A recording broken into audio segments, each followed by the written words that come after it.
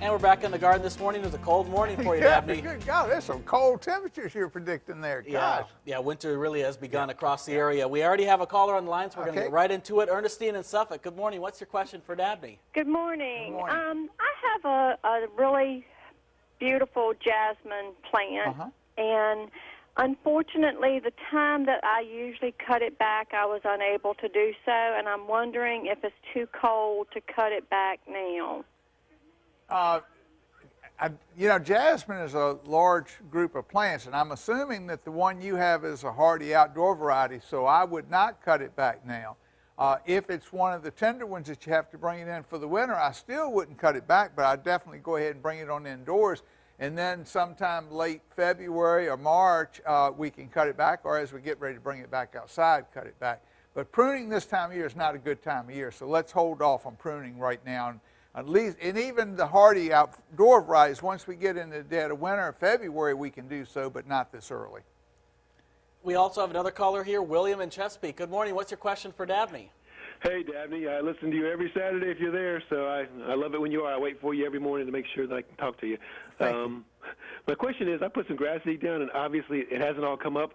Is it too late now? Do I just stop watering it and let it go, or what do I do about it? Yeah, no, I think you'll still, because, even in the forecast, there's a little bit of warmer temperature. You'll still probably get a little bit more seed up, not much, but I really think as cool as it is, it's not necessary to do any watering. And I had someone email me this week, and I suggested that if we go 7 to 10 days without rain, then maybe one watering for about 10 to 15 minutes to help encourage whatever seeds laying on the ground, but otherwise do not water at all. Yes, it's so cool. You don't really need to do it as right, much. it's not going to dry out, exactly. Yes. Right. And just a short 5 to 10 minutes just to keep the surface damp. Yeah, that's a good tip. So, Dabney, you brought in some leaves here. What's this? Okay, this booklet, I don't know if they get a close-up or not. My aunt wrote that book in 1910, and she was really infatuated with leaves. And of course, this time of year, we have plenty of them dropping. So she dried the leaf and then wrote a poem about it. And what I brought that along, the front of the book is actually, and this is a good project for children and also for tradition, because with the holidays coming up, you got a lot of folks visiting from out of town.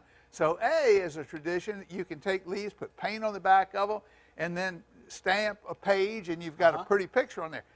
One thing that we do at our house for the holidays, we have a lot of folks visiting, so what we do is we actually collect leaves, dry them, and it's real simple to do. Just take a piece of paper and maybe put a paper towel. This is a leaf that we had one of our guests last year, and once you dry them, or even before you dry them, you can have the leaf signed and then keep them from year to year. This was 2013, and today, never knowing where you're going to be, where Katie's going to be, Russ is going to be, I brought some leaves, and I'm going to get you guys to sign them before I leave today. So this is something that you all can do. Let me show it again to the camera one here so we can kind of see it. So what you do is you take a piece of paper and just paper towel. lay a leaf and put paper towel, and then put and then you just put a piece of cardboard or something just to give you some weight so that it'll flatten the leaf. This particular leaf that was signed was a ginkgo leaf. I brought a maple along that I'm going to let you sign today. All right, great. And then I've got a ginkgo that I'm going to let Katie sign. And Russ, he's just a little fellow, so I'm going to let him have a little leaf. All right,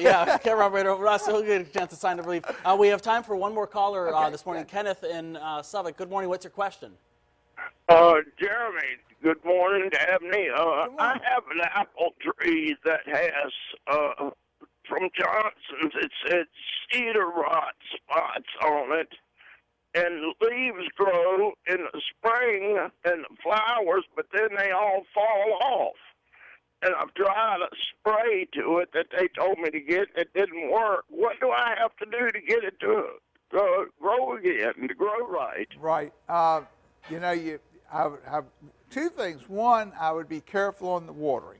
I think we have a lot of water sometimes in the spring, and do use an all-purpose spray, but make sure you use a spray that has a fungicide in it. I think that may help you as well too.